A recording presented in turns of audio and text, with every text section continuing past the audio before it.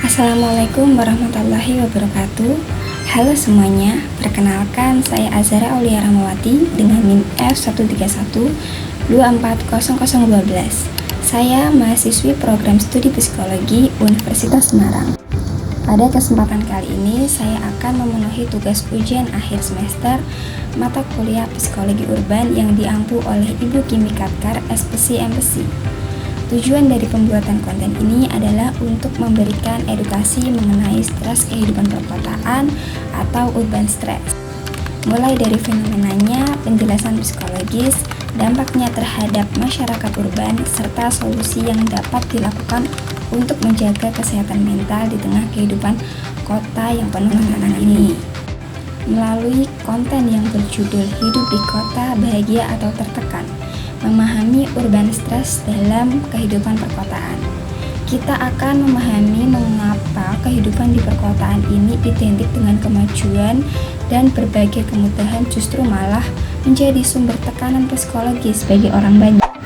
Pernah gak sih kalian itu ngerasa lebih mudah lelah, lebih cepat marah, lebih cemas ketika menjalani aktivitas di perkotaan? Kenapa sih begitu? Padahal kehidupan di perkotaan sering dianggap lebih nyaman karena memiliki fasilitas yang lengkap.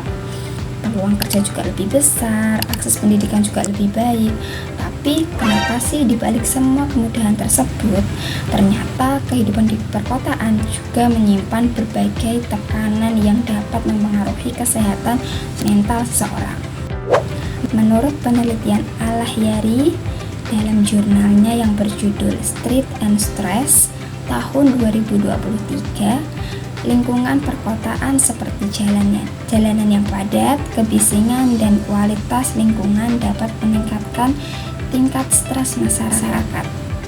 Kondisi inilah yang dikenal sebagai urban, yaitu stres yang muncul akibat paparan lingkungan perkotaan secara terus-menerus.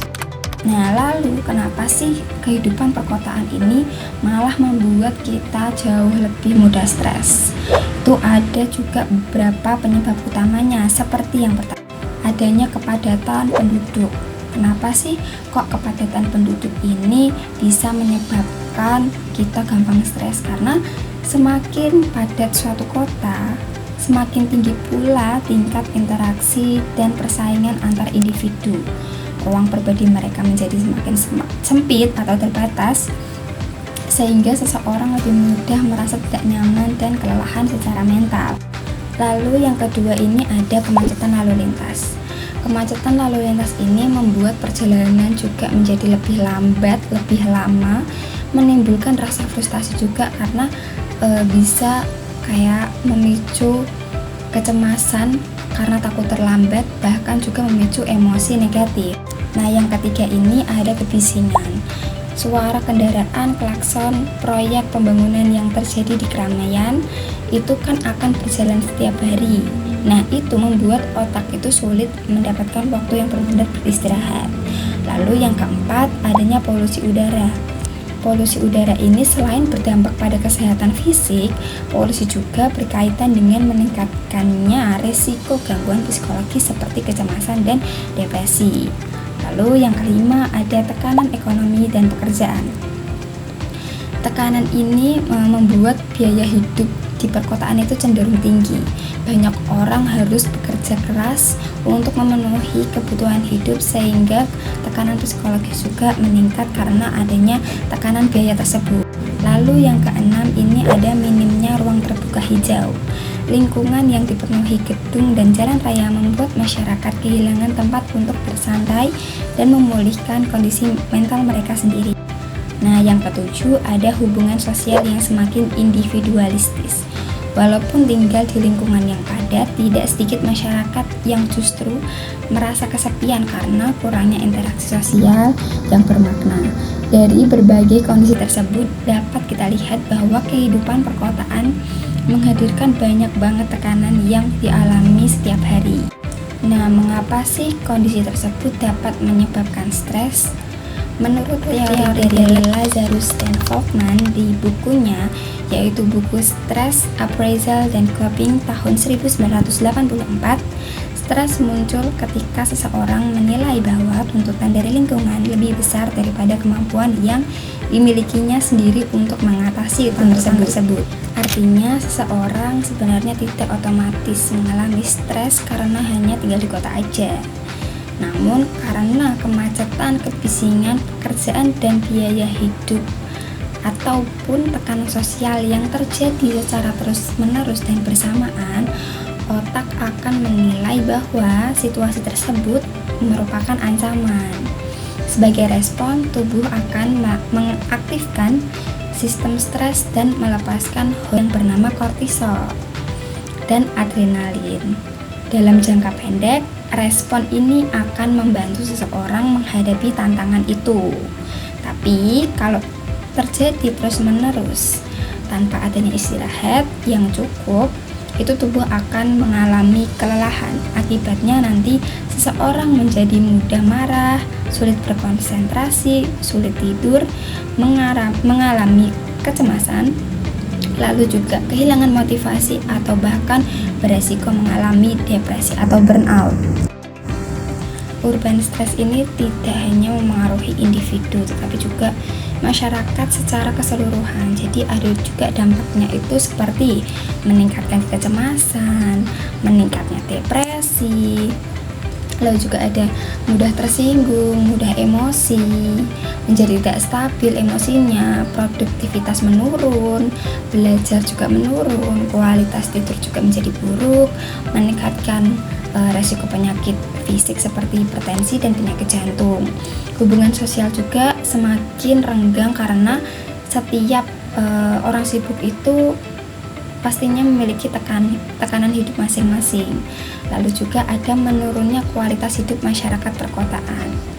Oleh karena itu, urban stress merupakan masalah yang perlu mendapat perhatian khusus baik dari individu sendiri ataupun dari pemerintah. Lalu selain itu, dari Evan dan Cohen 2004 menjelaskan bahwa paparan stres lingkungan secara terus-menerus seperti kebisingan, kepadatan, dan polusi itu dapat meningkatkan mempengaruhi juga kesehatan mental maupun kesehatan fisik seseorang. Nah, lalu apa sih yang dapat kita lakukan untuk mengatasi dampak-dampak tersebut? Nah, yang pertama ini ada mengatur keseimbangan antara pekerjaan dan waktu istirahat.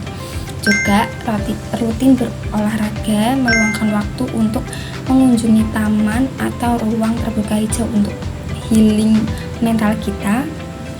Lalu ada juga melakukan relaksasi atau mindfulness atau teknik pernafasan.